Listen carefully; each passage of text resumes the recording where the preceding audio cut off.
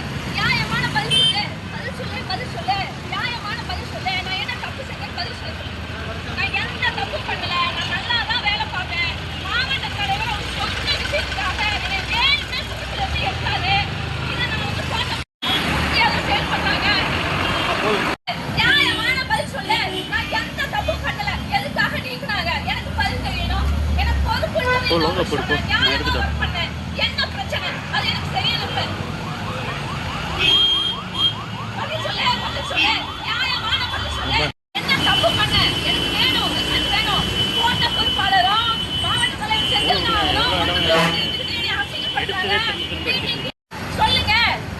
இல்லைன்னா நான் இங்க போகவே மாட்டேன். நான் இங்கதான் இருப்பேன்.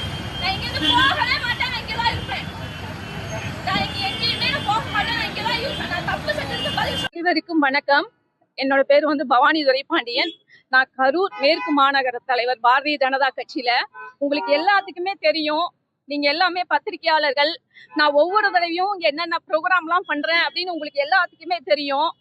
ஆனா மாவட்ட தலைவர் செந்தில்நாதன் அவரோட சொந்த விஷயத்துக்காக என்னை டார்கெட் பண்ணி வேணும்னே காரணமே இல்லாம ஒரு அனௌன்ஸ்மெண்ட் கொடுக்குறாரு. என்னைய மண்டல் தலைவர் பொறுப்புல இருந்து எடுத்தேன்னு. ஆனா அதுக்கு முன்னாடி அவர் என்னை கூப்பிட்டு மாவட்ட தலைவர் ஆபீஸ்ல வச்சு நீங்க பதவியை ரிசைன் பண்ணிக்கங்கன்னு சொல்லி என்னைய கம்பல் பண்றாரு, என்னைய டார்ச்சர் பண்றாரு. என்னால பண்ண முடியாதுன்னு சொல்லிட்டு போறேன். சொல்லி ஒரு 4-5 நாள்ல என்னை பொறுப்புல இருந்து அவர் நீக்குறாரு. நான் பல முறை என்னன்னா மாநிலத்துக்கு இதை ரிப்போர்ட் பண்ணிட்டேன். நான் நல்லா தான் வேலை செய்யறேன், என்ன காரணத்துக்காக எடுத்தாங்கன்னு தெரியல, ரீசன் சொல்லுங்க அப்படின்னு சொல்லி நான் மாநிலத்துல சொல்லியிருக்கேன். அவங்க எனக்கு சொல்றேன்னு சொன்னாங்க. இன்னைக்கு நான் இது சம்பந்தமா கோட்ட தலைவர் ராமலிங்கம் கேபிஆர் அவர்கிட்டையும் நான் சொன்னதுக்கு இது சம்பந்தமா எனக்கு எதுவுமே தெரியாது அப்படிங்கிற மாதிரி அவர் எனக்கு சொன்னாரு. எனக்கு தெரியாது, இவங்களே அனௌன்ஸ் பண்ணாங்கன்னு சொன்னாரு. இன்னைக்கு நான் அவரை பாக்குறதுக்காக வந்தேன். என்னைய நீங்க எல்லாருமே இருந்தீங்க, உங்களுக்கு தெரியும், நீங்க எல்லாருமே வெளியில தான் இருந்தீங்க. என்னை உள்ளேயே அவங்க விடல. நான் என்ன தப்பு பண்ணேன் எனக்கு தெரியல. பதவின்றது இன்னொரு விஷயம். ஒரு பெண்ணுக்கு எந்த அளவுக்கு டார்ச்சர் பண்ண முடியுமோ அந்த அளவுக்கு மாவட்ட தலைவர் செந்தில்நாதன் அவ்வளவு தூரம் டார்ச்சர் பண்றாரு. பட் இதை நானு எத்தனையோ முறை மாநிலத்துக்கு கம்ப்ளைண்டா நான் சொல்லிட்டேன். எனக்கு இதை ரெமெடி கொடுங்கன்னு. மாநிலத்துல இருந்து நீங்க தான் மண்டல் தலைவரே, நீங்க நல்லா ஒர்க் பண்ணுங்கன்னு சொன்னாங்க. என்னோட ஸ்ட்ராட்டஜி, என்னோட நீங்க சோசியல் மீடியாலாம் எடுத்து பாருங்க, நான் எந்த அளவுக்கு நான் வேலை பார்த்திருக்கேன்னு பாருங்க. உங்களுக்கு தெரியும் ஒவ்வொரு டைம் நான் என்ன ப்ரோக்ராம் பண்றேன்னு. நீங்க எல்லாருமே கேட்டிருக்கீங்க, உங்களுக்கு எல்லாத்துக்குமே தெரியும். அவரோட பர்சனல்னால அவர் ராமலிங்கமும் சேர்ந்துக்கிட்டு என்னை டார்கெட் பண்ணி இத்தனை பேருக்கு முன்னாடி என்னை அசிங்கப்படுத்துறாங்க. அப்போ ஒரு பொண்ணுன்னா அரசியலுக்கு வந்தாங்கன்னா இவங்களுக்கு சாதகமா நடந்துக்கணுமா? அப்ப என்ன சாதகமா இவங்களுக்கு தகுந்த மாதிரி நடந்துக்கணும்னு எனக்கு தெரியல. என்னை எதுக்காக நீக்குனாங்கன்னு இதுவரையில எனக்கு தெரியவே தெரியாது. மாவட்ட தலைவரோட சொந்த காரணத்துக்காக என்னை அனௌன்ஸ்மெண்ட் கொடுத்து என்னை நீக்கிட்டேன்னு சொன்னார். இது சம்பந்தமா நான் சென்னை போனேன், கமலாயம் போனேன், நான் நைனா நாகேந்திரன் தலைவர் அவருக்கு நான் கம்ப்ளைண்ட் பண்ணேன். சக்கரவர்த்தி ஜி அவர் தான் ஒழுங்கு நடவடிக்கை குழு தலைவர், பல முறை நான் பேசியிருக்கேன் அவர்கிட்ட. விநாயகம்ஜியை பார்த்திருக்கேன். இந்த மாதிரி ஒவ்வொருத்தரையும் நான் பார்த்து பல முறை நான் சொல்லியிருக்கேன். எல்லாரும் வேலை செய்யணும்னு தான் உள்ள வராங்க. இவங்களோட சொந்த காரணங்களுக்காக இந்த மாதிரி பண்ணாங்கன்னா எத்தனை பேர் வேலை செய்வாங்கன்னு நீங்க நினைக்கிறீங்க? வேதனையா இருக்கு, சொல்ல முடியல. அவங்க டிசம்பர் மாசமே அந்த பொறுப்பிலிருந்து எடுக்கப்பட்டாங்க. கட்சியில் சரியா நடவடிக்கை இல்லை. மற்ற கட்சிகளோட தொடர்பு இருக்காங்க.